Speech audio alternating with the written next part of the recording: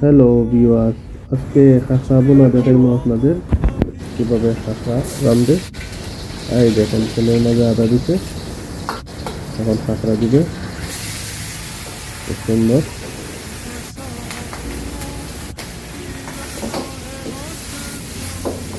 নাড়া দিতেছে, কড়াইয়ের মাঝে আগুন ধরে নাই।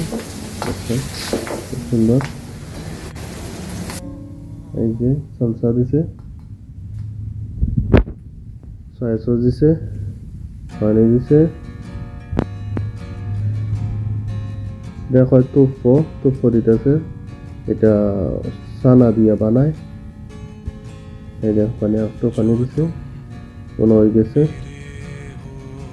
এই দেখেন তেজপাতা দিব, একটু অপেক্ষা করেন, হয়ে গেছে। একটু সালসা দিছে, সুন্দর হয়ে গেছে। এখন ওয়াটার দিলিব। এই দেখেন কিভাবে। বেশি বেশি করে সাবস্ক্রাইব করবা আপনারা।